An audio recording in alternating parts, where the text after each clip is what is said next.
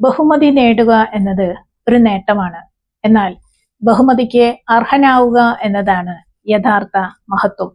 പദവിയും പുരസ്കാരവും മറ്റുള്ളവർ നൽകുന്നതാണ്. പക്ഷേ അർഹത, സ്വഭാവം, സത്യസന്ധത, കഠിനാധ്വാനം, മൂല്യങ്ങൾ ഇവ നമ്മൾ സ്വയം നേടിയെടുക്കേണ്ടതാണ്. ലോകം നമ്മെ ബഹുമാനിക്കുന്നത് ഒരു ദിവസത്തെ നേട്ടം കൊണ്ടാവാം. എന്നാൽ നമ്മുടെ സ്വന്തം മനസ്സ് നമ്മെ ബഹുമാനിക്കുന്നത് നാം നമ്മുടെ മൂല്യങ്ങളിൽ വിട്ടുവീഴ്ച ചെയ്യാതെ ജീവിക്കുമ്പോഴാണ്. ബഹുമതി ലഭിക്കുന്നതിൽ അഭിമാനിക്കരുത്. ബഹുമതിക്ക് അർഹനായ വ്യക്തിയായി മാറുന്നതിലാണ് ആത്മാഭിമാനം കൊള്ളേണ്ടത്. ടെക്സസിൽ പ്രകൃതി സൗന്ദര്യത്താൽ അനുഗ്രഹീതമായ ഒരു കൊച്ചു ഗ്രാമമുണ്ടായിരുന്നു.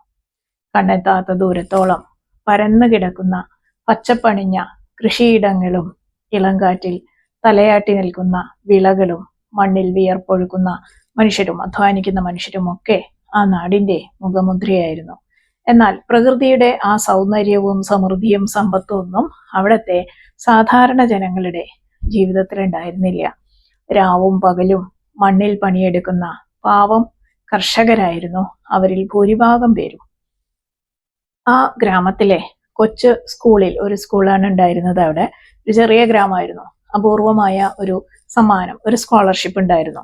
ലോകത്തിലെ സർവ്വ സമ്പത്തുകൾക്കും വിലയിടാൻ കഴിയാത്ത ഒന്നായിരുന്നു ആ സ്കോളർഷിപ്പ്. പണമുള്ളവന്റെയോ പ്രതാപമുള്ളവന്റെയോ മക്കൾക്കല്ല, മറിച്ച് കഠിനാധ്വാനം ചെയ്യുന്നവർക്ക്, നന്നായി പഠിക്കുന്നവർക്ക് മാത്രം സ്വന്താക്കാൻ കഴിയുന്ന ഒരു വലിയ അംഗീകാരം. അതായിരുന്നു ആ സ്കോളർഷിപ്പ് ജാക്കറ്റ്. 1-ാം ക്ലാസ് മുതൽ 8-ാം ക്ലാസ് വരെ പഠനത്തില് ഒന്നാമതെത്തുന്ന കുട്ടിക്ക് ഗ്രാജുവേഷൻ ദിവസം കൊടുക്കുന്ന പച്ചയും സ്വർണ്ണ നിറവും കലർന്ന ആ ഒരു വസ്ത്രം ആ സ്കൂളിലെ ഏതൊരു വിദ്യാർത്ഥിയുടെയും ഒരു സ്വപ്നമായിരുന്നു. അത് നേടിയെടുക്കുക എന്നുള്ളത് എല്ലാ കുട്ടികളുടെയും ഒരു സ്വപ്നമായിരുന്നു. അപ്പൊ അവിടെ പഠിച്ചിരുന്ന മാർത്ത എന്ന് പറഞ്ഞ ഒരു പാവപ്പെട്ട വീട്ടിലെ കുട്ടി ഉണ്ടായിരുന്നു. ആ കുട്ടിയും അതിനു വേണ്ടിയിട്ട് അതിൽ എസ് എന്ന ഒരു അക്ഷരവും തുന്നി ചേർക്കും. അപ്പൊ ഒരു സ്പോർട്സ് യൂണിഫോം പോലും വാങ്ങാനുള്ള കഴിവ് ആ പെൺകുട്ടിക്ക് ഇല്ലായിരുന്നു. മറ്റു കുട്ടികളൊക്കെ ഇങ്ങനെ മൈതാനത്തും ഗ്രൗണ്ടിലൊക്കെ ആർത്തുല്ലസിച്ച് കളിക്കുമ്പോൾ ആവേശം തോന്നിയാൽ പോലും ആ കുട്ടി എന്ത് ചെയ്യും? ദൂരത്ത് നിന്ന് ആ കാഴ്ചകളൊക്കെ നോക്കി നിൽക്കും. അല്ലാതെ അവൾ അതിൽ ഇറങ്ങാറില്ല. കാരണം അവൾക്ക് ജേഴ്സി മേടിക്കാനൊന്നുള്ള കാശുണ്ടായിരുന്നില്ല. അപ്പോൾ അവിടെ സ്കൂളിലൊരു ലൈബ്രറി ഉണ്ടായിരുന്നു. ആ പുസ്തകങ്ങൾ വായിച്ചുകൊണ്ടായിരുന്നു അവൾ സന്തോഷം കണ്ടെത്തിയിരുന്നത്. അങ്ങനെ 8 വർഷത്തെ ആ ഒരു തപസ് വെറുതെ ആയില്ല. ആ കുട്ടി എപ്പോഴും 1-ാം സ്ഥാനത്തായിരുന്നു. 1-ാം സ്ഥാനം വേറെ ആർക്കും കിട്ടിയിട്ടുണ്ടായിരുന്നില്ല 8 കൊല്ലമായിട്ട്. അപ്പോൾ അങ്ങനെ ഗ്രാജുവേഷൻ അടുത്തു. സ്കോളർഷിപ്പ് ഈ കുട്ടിക്ക് തന്നെയാണെന്ന് വിചാരിച്ചിരിക്കുന്ന ഒരു ദിവസം മാർത്ത ഇങ്ങനെ സ്റ്റാഫ് റൂമിന്റെ അടുത്ത് കൂടെ പോകുമ്പോൾ അവിടെ അധ്യാപകർക്കിടയിലുള്ള ഒരു സംസാരം യാദർച്ഛികമായിട്ട് ഈ കുട്ടി കേൾക്കാനിടയായി. അപ്പോൾ അതിൽ ഒരു അധ്യാപകൻ വളരെ രോഷത്തോടു കൂടി പറയുമായിരുന്നു, മാർത്തയുടെ മാർക്കാണ് ഏറ്റവും വലുത്, വ്യാജമായ കണക്കുകളൊന്നും ഉണ്ടാക്കാൻ എനിക്ക് പറ്റില്ല. അപ്പോൾ അവിടെ ജോവാൻ എന്ന് പറഞ്ഞിട്ടൊരു കുട്ടി പഠിക്കുന്നുണ്ടായിരുന്നു. ആ കുട്ടിയുടെ അച്ഛൻ സ്കൂൾ ബോർഡിലെ വലിയ ആളൊക്കെ ആയിരുന്നു. അപ്പൊ അത് വലിയ വിഷയമൊന്നുമല്ല.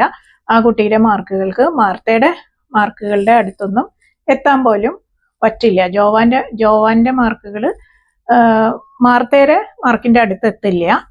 പക്ഷെ ജോവാൻ എന്ന് പറഞ്ഞ കുട്ടിയുടെ അച്ഛന്റെ സ്വാധീനത്തെ പറ്റി മറ്റൊരു അധ്യാപകൻ പറയുമായിരുന്നു. അപ്പൊ അങ്ങനെ ഈ വാക്കുകളൊക്കെ കേട്ടപ്പോൾ മാർത്തയ്ക്ക് ഭയങ്കര സങ്കടമായി. ഇങ്ങനെ 8 കൊല്ലം വല്ലാതെ കഷ്ടപ്പെട്ട് നേടിയ അംഗീകാരമാണ് അത്. എല്ലാ പ്രാവശ്യവും ഫസ്റ്റ് ആവാറുണ്ട് കുട്ടി. അങ്ങനെ അതൊക്കെ ഇപ്പൊ അധികാരത്തിന്റെയും പണത്തിന്റെയും ഫലത്തിൽ മറ്റൊരാൾക്ക് പോവുകയാണെന്ന് അറിഞ്ഞപ്പോൾ ആ കുട്ടിക്ക് ഭയങ്കര സങ്കടമായി.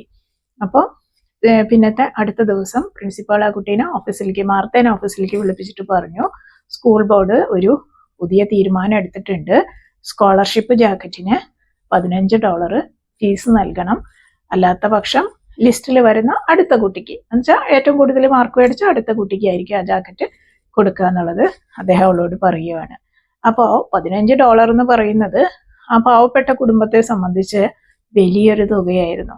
അത് സമ്പാദിക്കാൻ അവർക്ക് സാധിക്കില്ല എന്ന് അവർക്കറിയാം. അപ്പോൾ ഇത് കുട്ടീനെ ഒഴിവാക്കാൻ വേണ്ടിയിട്ട് ബോർഡ് നടത്തിയ വലിയൊരു ഗൂഢാലോചനയാന്നുള്ളത് മാർത്തയ്ക്ക് മനസ്സിലായി. അത് ആ കുട്ടിക്ക് ഭയങ്കര സങ്കടമായി. അങ്ങനെ ആ കുട്ടി ഭയങ്കര സങ്കടത്തോടു കൂടി പാടത്ത് ജോലി ചെയ്തുകൊണ്ടിരുന്ന മുത്തച്ഛൻ്റെ അടുത്തേക്ക് ഓടി ചെല്ലുകയാണ്.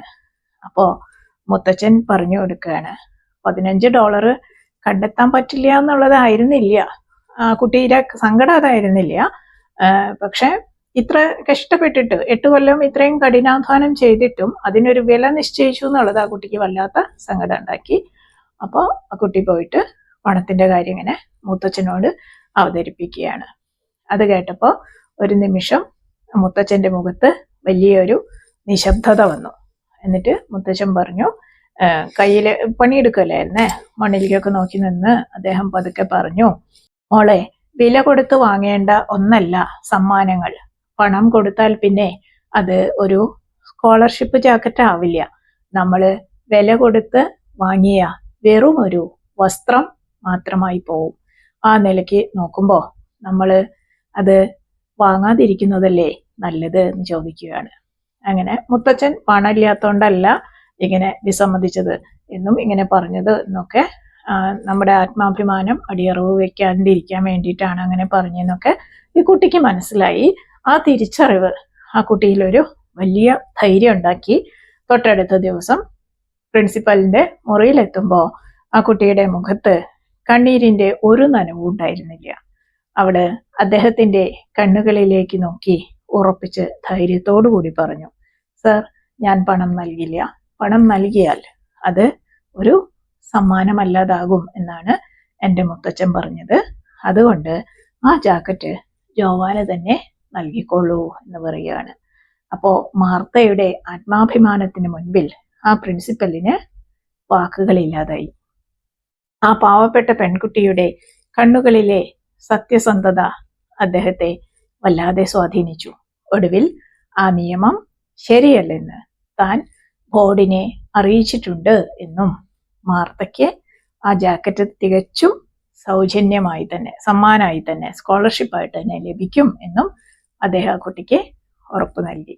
ഒടുവിൽ ആ ഗ്രാജുവേഷൻ ദിവസം വന്നെത്തി സദസ്സിലെ ആയിരക്കണക്കിന് ആളുകളുടെ കയ്യടികൾക്ക് നടുവിൽ മാർത്ത അഭിമാനത്തോടുകൂടി ആ ജാക്കറ്റ് ധരിച്ചു നിന്നു. സത്യത്തിൽ ആ ദിവസം അവൾ അണിഞ്ഞത് പച്ചയും സ്വർണവും കലർന്ന വെറുമൊരു തുണിക്കഷ്ണമായിരുന്നില്ല. വില കൊടുത്ത് വാങ്ങാനാവാത്ത വലിയൊരു ആത്മാഭിമാനമായിരുന്നു. പണം കൊണ്ട് എന്തും സ്വന്തമാക്കാം എന്ന് കരുതിയവർക്ക് മുമ്പിൽ സ്വന്തം മൂല്യങ്ങൾക്ക് ഒരിക്കലും ഒരു വിലയിടാൻ കഴിയില്ല എന്ന വലിയൊരു പാഠമാണ് മാർത്ത അവിടെ തെളിയിച്ചത്.